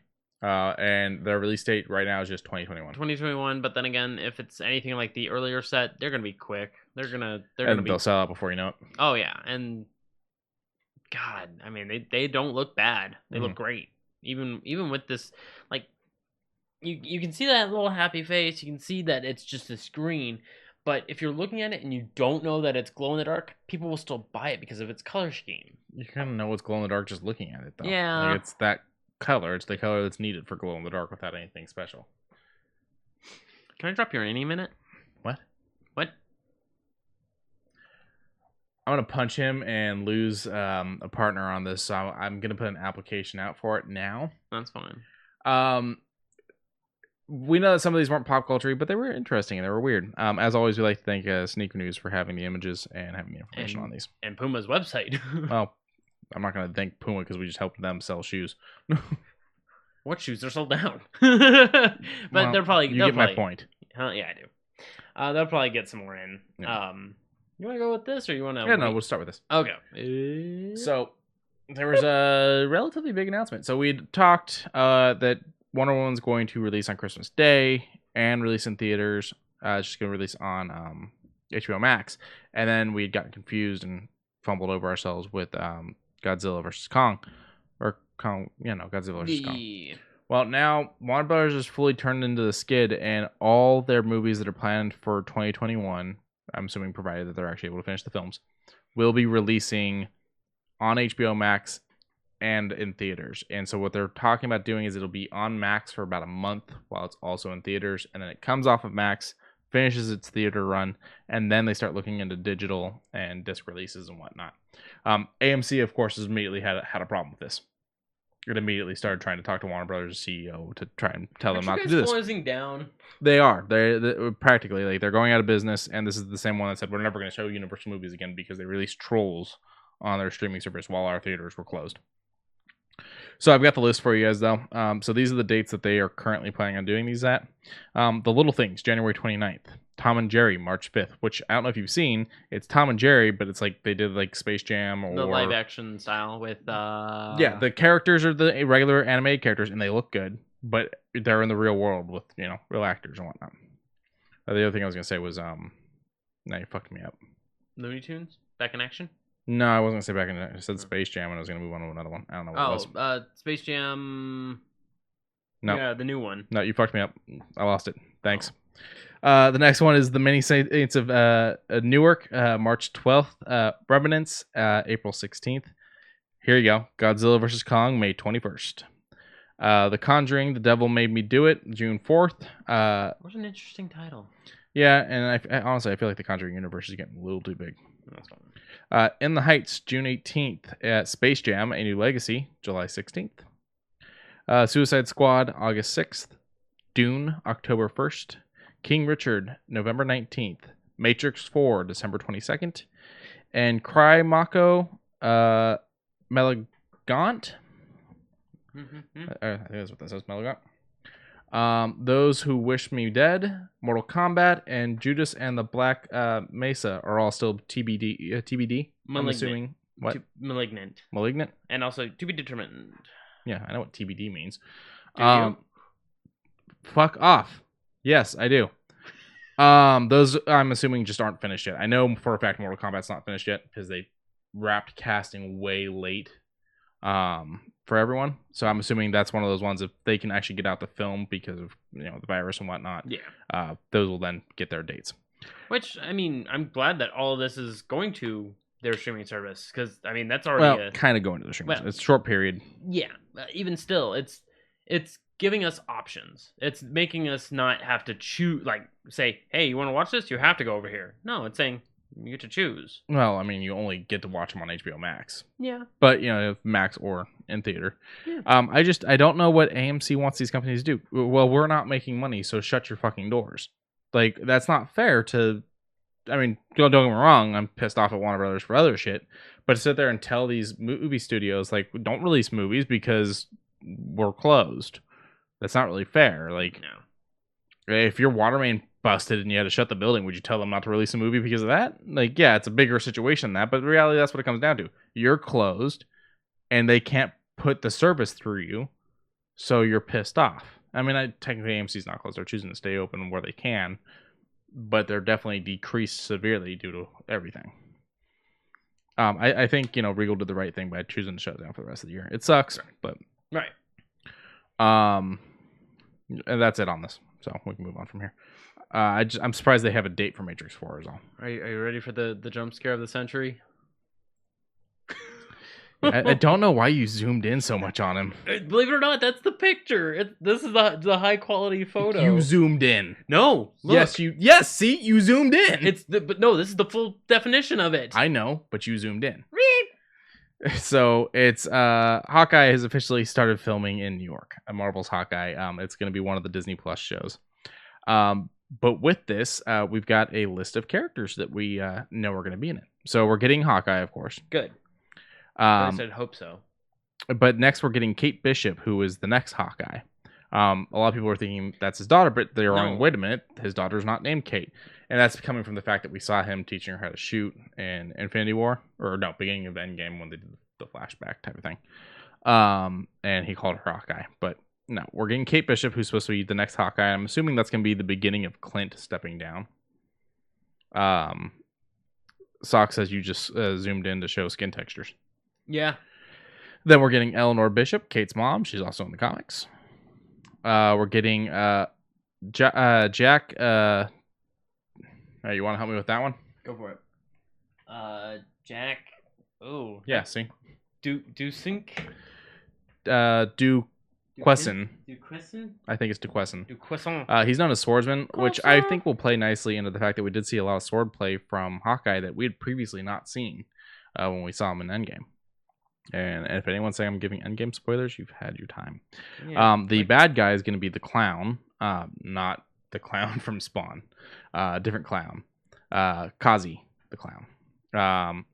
It's not really a well-known villain for me, but it'll be an interesting thing to see them actually have their own villain. They don't have to play off for someone else. And then we're going to get Echo, Maya Lopez.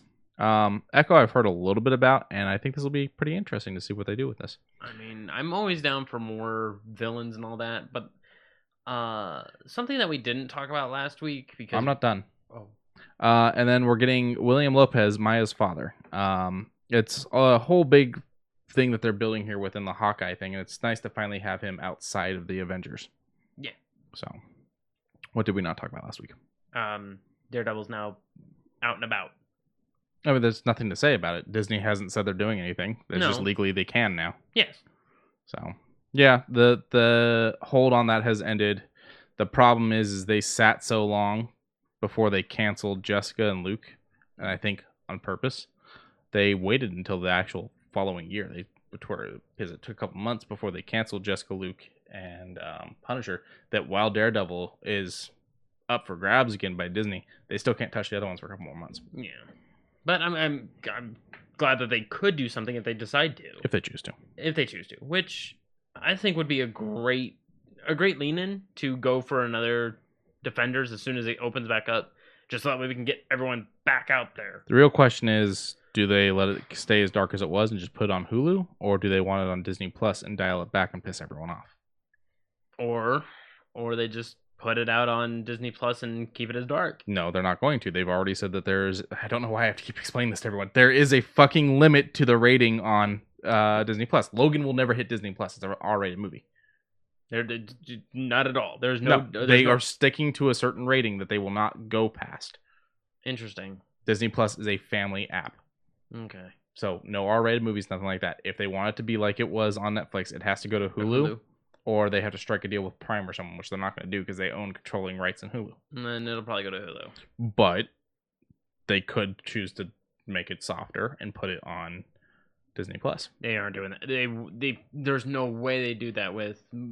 Well, they're not going to get the old episodes, right? They'll stay on Netflix. Those will stay on Netflix. That's fine. But I'm just saying that 2 out of the 5 are way too grim. They're Punisher and Daredevil, there's no way they would tone them back. I mean, that's also assuming that they even do Punisher. You're right. Because Punisher was one that, was opted in after the success of how he went over in season 2 of Daredevil. I Yeah. know, I get it, but and it did well on its own. No, I'm not saying it didn't. I'm just saying it was not what Disney originally planned. No. So, or what Marvel originally planned. So there's not even a guarantee they're even want to do a third season. Plus, you run into the fact that Punisher follows the line in which I feel other Marvel projects have failed in. Him as a character, he has to kill his bad guys. He doesn't fight them more than once. He kills them. The problem is then you get no substance of reoccurring foes and stuff like that, which I think has been a big mistake of Marvel's in the past. How fucking badass would it be if we found out there's still a fucking Ultron bot out there somewhere that pops up one day? Ultron's there as well, and they have to deal with that fucker. Yeah. I never liked the fact that they got rid of Red Skull. Like, he's just out there chilling. Well, that's like a punishment thing from the Tesseract crap, and it's like, okay, no, he should still be there pulling the strings in Hydra, and he should be going bumping heads with Zemo, who we see for 5 seconds in a post-credit scene and never see again. The reality is we should have this like inner turmoil in Hydra as Red Skull and Zemo both fucking compete for power. Instead, they keep off on their fucking villains, or just not touching on the ones that they don't off, like Zemo. We haven't seen him since, or like MODOK. We haven't seen him since they started to create him. Yeah, we got nothing on MODOK. The blood drips on the guy's head in Edward Norton's Hulk, and that's it. At least I'm pretty sure that's supposed to be MODOK. There's references that he's in the raft. When we see the raft at the end of Civil War, and the beginning, no, just the end of Civil War. When we see the raft, there's references, I guess, in like Shield, Agents of Shield, and some of the things they released, some of the DVDs and stuff like that. That MODOK's in that prison from all that stuff, or whatever the character that was. And Max says that he liked the original Punisher with Dolph Lundgren. My only issue with that was the only Punisher logo in the entire movie was on the tip of the knife, or the hilt of the knife. Yeah, I didn't mind it. Oh, that was a fun movie. Thomas Jane does a great work. I may have mentioned it before in the cast, but I'll mention it again. If you want a nice little fan project that features both Thomas Jane and Ron Perlman, look up Punisher Dirty Laundry on YouTube. It's a fun fan film. Yeah, it's a nice little fan film. It has its film reel, so that means that it has a little bit of push. Yeah. And a lot of very good editing, some nice depth of field, and definitely an R rating though. Definitely an R rating. It is one of those that would have been just great to have, because the blows that made were just so succinct, especially with the Jack Daniels bottle. No spoilers now. You're right. You're right. Go and check it out. It fully explains why Frank doesn't get into every conflict. Do you remember the actor that plays Crossbones before? Well, he played him when he became Crossbones as well, but before he becomes Crossbones, he's the one that Cap has to fight in the elevator, and then when they do the whole backwards thing in Endgame, he has to deal with him. Or he's in the elevator with him again, not trusting him. Yeah. He wanted to be the Punisher. Even after he became Crossbones, he's like, I want to be the Punisher. And he didn't let it go until I think season 2 of Punisher. And even then, he was like, I still wish I could be Punisher. There you go. Yeah, he really wanted to be Punisher. Let me go ahead and show everyone, just in case they're not going to Google it themselves. Frank Grillo. Yeah, I mean, he looks very similar to fucking John Berthenol, though. Yeah. But I think he could have been a good Jigsaw if they hadn't gone the way they did. Yeah. But their Jigsaw was good, too. Yeah. He does kind of have that, I mean, they didn't take Pretty Boy and turn him into Jigsaw. That was Warzone that did that. This one kind of was like, hey, he's the pretty boy of the military, and I was like, well, they gave him some backstory. They did. They talked about how he didn't like the term and whatnot. Yeah, it was meant to be a ribbing, not, a nickname that he would want to be by. And then when he finally got all tore up, I didn't like Jigsaw. I didn't see season 2. Okay. Stop. Well, even still, his design in it, it was okay. I liked how he did it to him. Yeah. That was brutal. Oh yeah.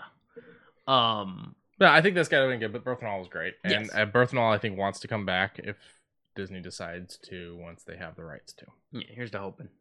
So Speaking of, could be good in that role. Oh, could be good in that role. I thought you were saying could be a thing. I was like, no, this is confirmed. This is the thing. This is a fan thing made by it's Spider Monkey 13? either 23. 23. 23. SPDRMNKYXX and 3 eyes. But we wanted to do a fan thing so you guys could kind of start to see what they have confirmed For Oscar Isaac? Isaac Oscar? Yeah, Oscar Isaac. It's literally right in front of you. Oh, okay. Oscar Isaac's gonna play Solid Snake in the live-action Metal Gear movie. Right.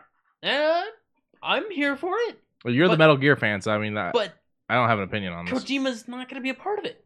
Well, no. So I don't. And you know that they're not going to go off of the story from the game because they never do that with any of the adaptations of games to movies. I don't know. I want it to be good, but I don't know what to think about it. So I don't know what to. I don't know. I'm neutral. I'm staying at my neutral until I see a trailer, and then when I finally see a trailer, then we'll see what I can go with it. But I liked him as Poe. I'm curious to see what he brings as Moon Knight, but he was not my pick for Moon Knight, and now he's doing this, and I'm like, well, the writing I think I got a very high chance of being complete garbage, because it's gonna be someone that played the game X amount of times ago, or decides I'm gonna replay the game before I write the script, and then just goes, yeah, I get the gist. I could be completely wrong. They could get someone who's a true fan and just writes the fucking game as a script. I mean, to be fair, all Metal Gear games are kind of copy paste, just with minor changes. Metal Gear's a weapon? Pretty much. That's pretty much it. That's the entire story. A version of Snake, whether or not it's him or not. Yeah, whether it's Solid, whether it's Punished, they go, oh, there's a weapon? Okay, I'm going to go stop it. Oh, that weapon wasn't made for this. It was actually made against America. Ow. Max says, wasn't Kurt Russell Snake? Yes, but differently. So Kurt Russell plays Snake in Escape from LA, Escape from New York, which is actually what inspired the Metal Gear games. Kojima, the creator, is a huge fan of those movies and basically should have been sued by Carpenter, except they're friends. They get along and whatnot. So that never happened because the eye patch, the general way the character is, the bandana, pretty much everything to do with Snake from Escape from LA, Escape from New York is Solid Snake. And then there's even references in the game to those movies. That is correct. So. Like smoking just to smoke.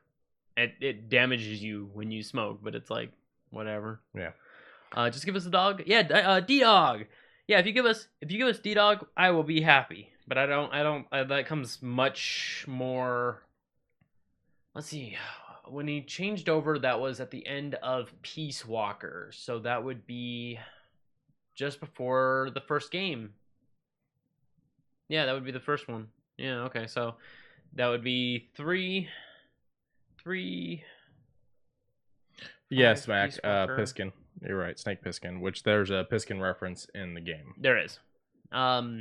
It's one of the scientists, if I'm not mistaken, I don't know. in the original.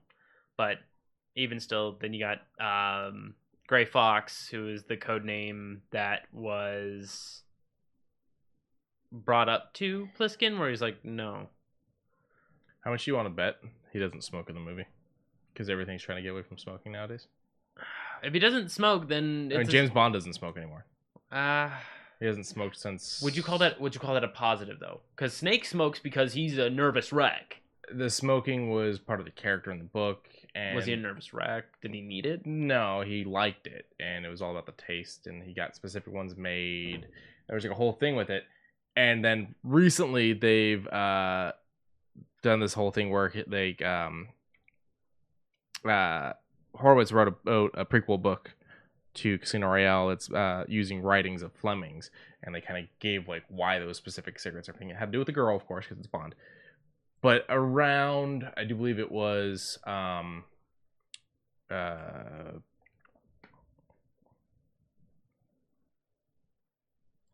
crap, I can't think of his name. Mrs. Doubtfire. Robin Williams? No, the Bond. Oh. Brosnan.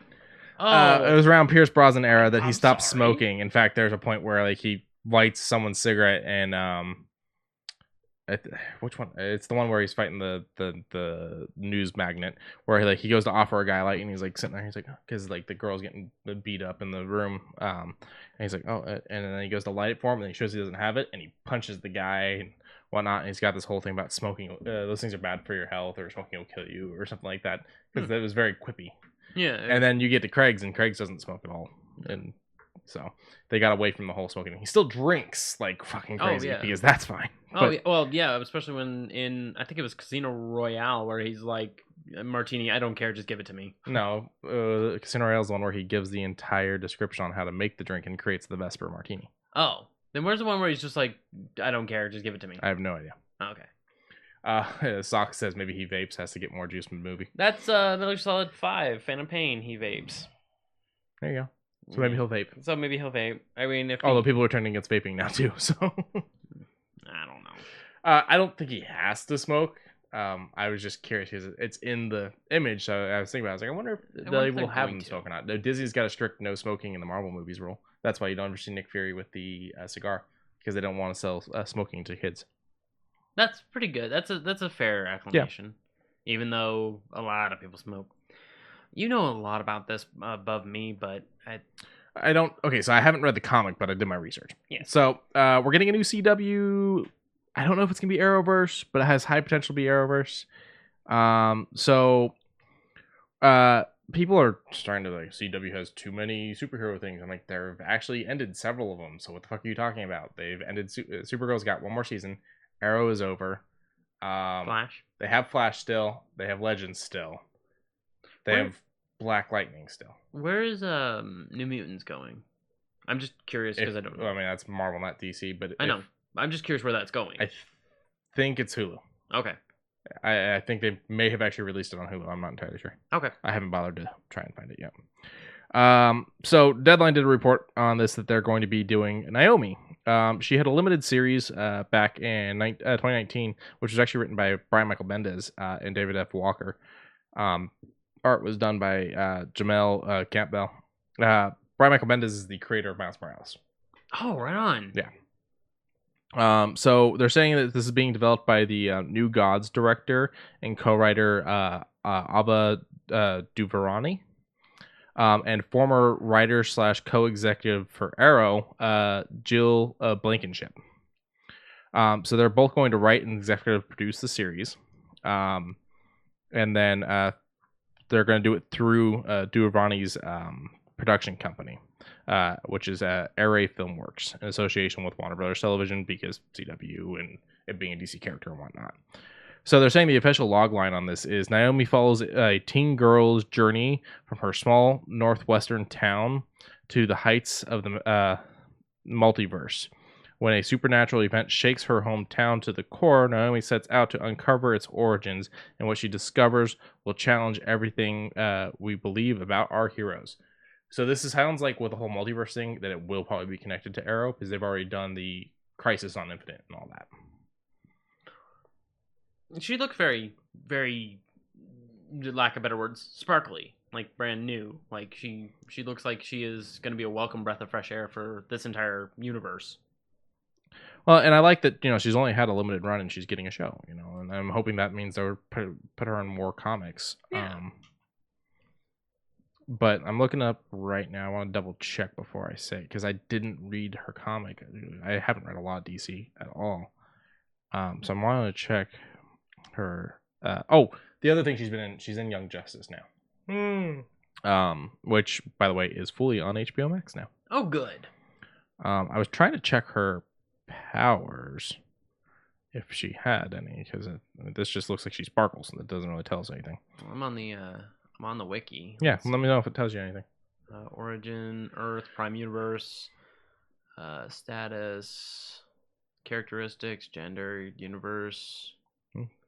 That's not helpful. That is not helpful. I didn't read it. I should probably go and read it. I haven't read any DC in so damn long. But I think this will be a nice, another way to tie everything in with the whole concept of the multiverse and whatnot that they're doing over there. They're doing it way better than I think the movies will ever do. That's a good scene right there. That's a nice page. Yeah. But apparently she can fly. It seems to be a prerequisite. Powers and abilities. Transformation. Can transform into a superpowered form by using your unique power.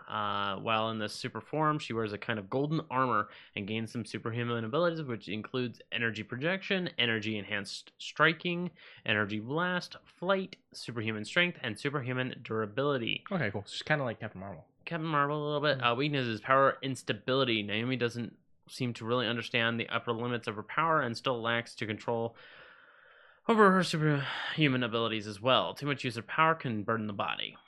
No, I mean, she's new to it, and she's young and whatnot, and, you know, the Justice League doesn't always do their best at taking the young ones under their wings like they should. But looking at you, Batman. Looking at you, Superman. Oh, yeah, both of them.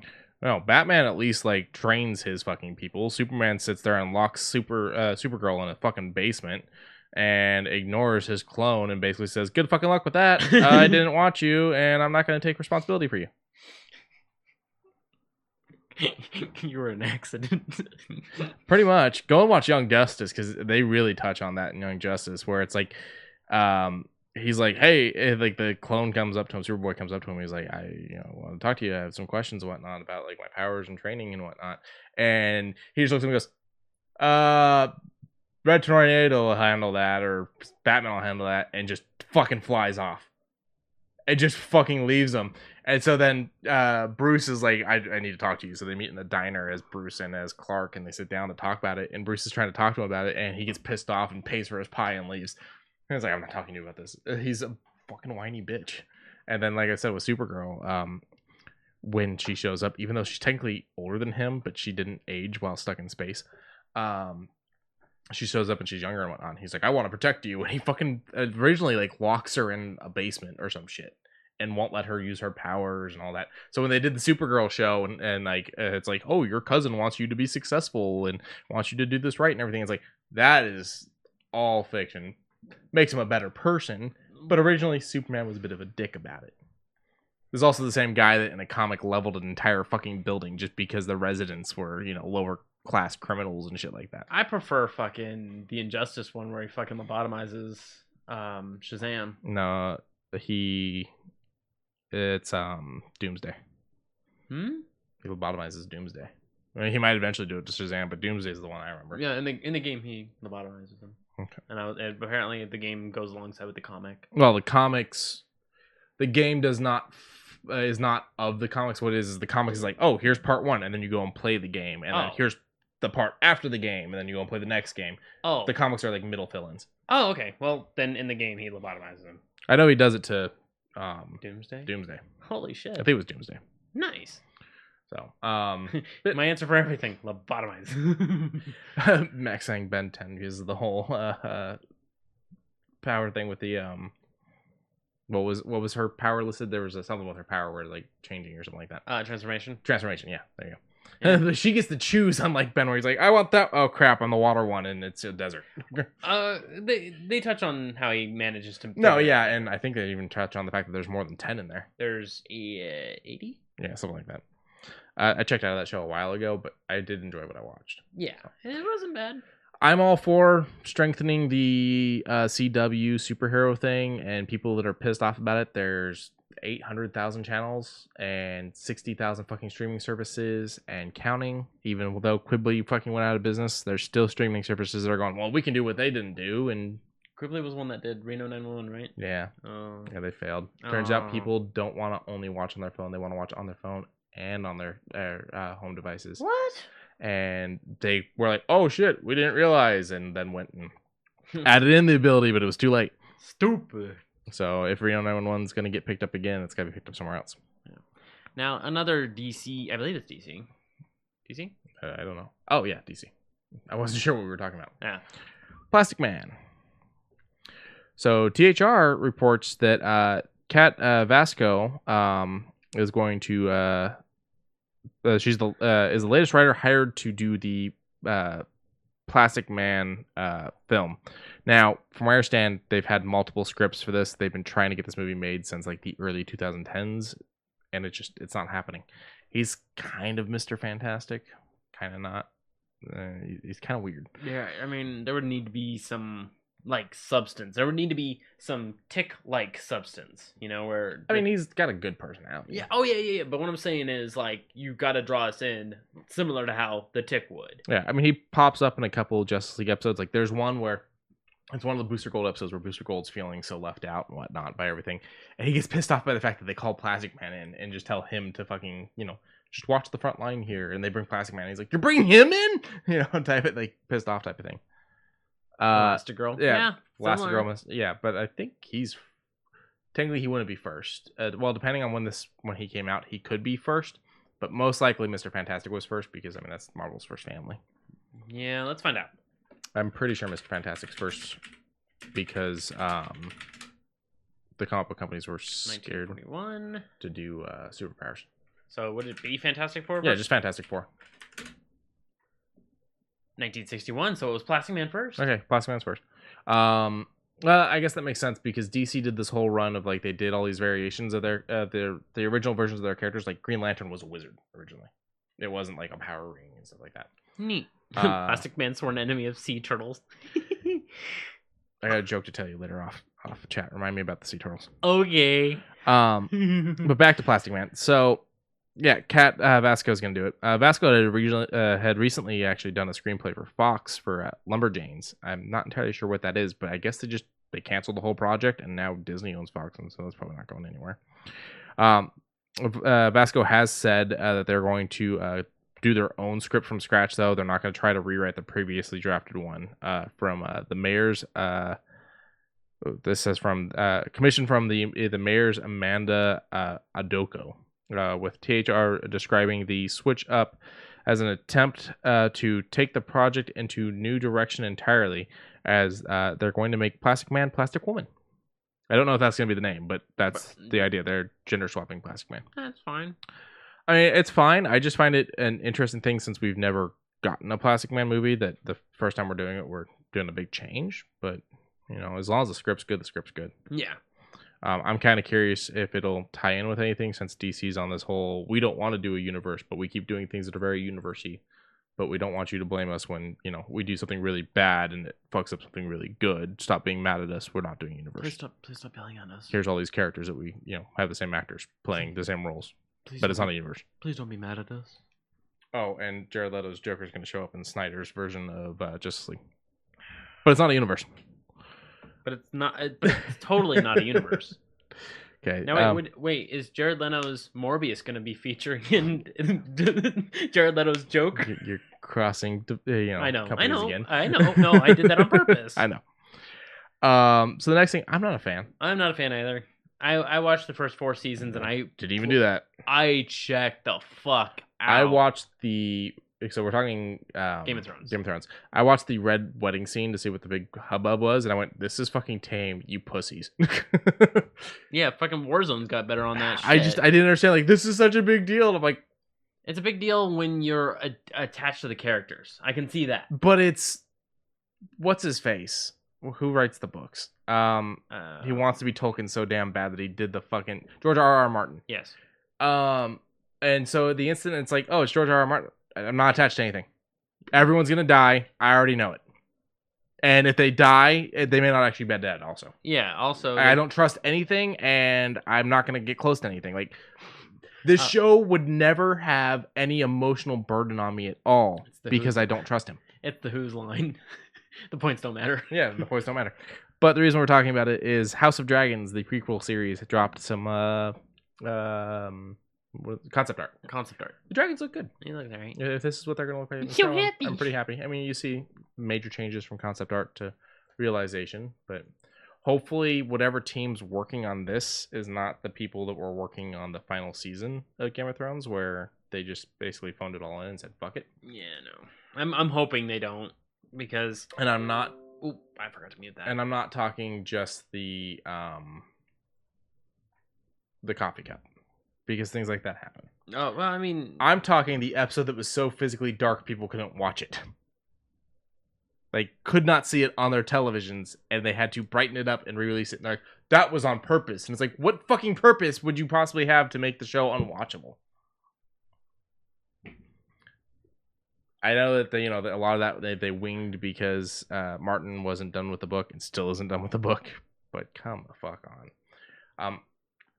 What is this one called? Because I feel like this isn't just a dragon. Do you know the differences? I believe it's a drake. Because it's got like it doesn't have the front arms. It just has the wings. That's correct. It's either a drake or a worm. I think drakes work. Not work. Right.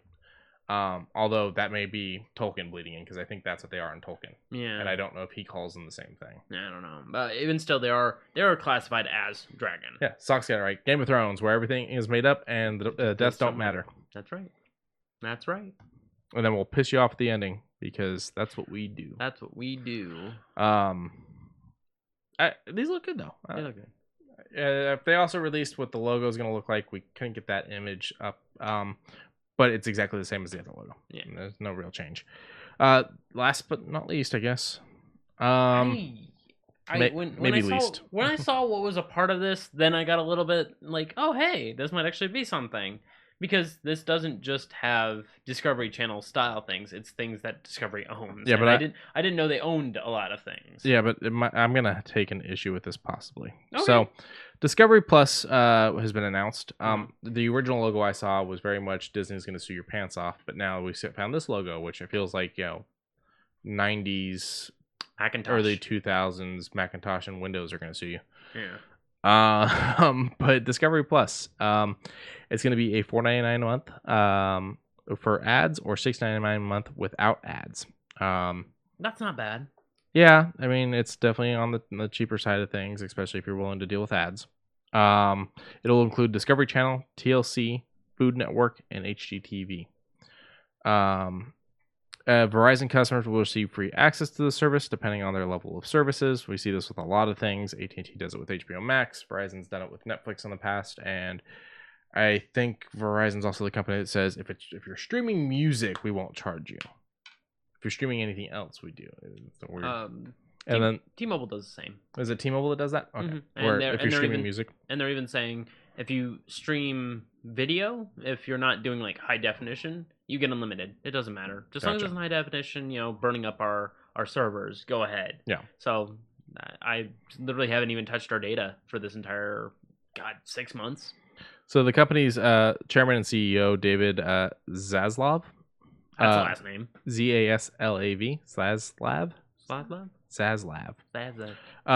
We are seizing the global opportunity to be the world's definitive production of for unscripted storytelling, providing households and mobile consumers a distinct, clear, and I'm sorry, you were moving it around. I wasn't sure what was going on. Differentiated, offering access, valuables, and ending lifestyles and real life verticals.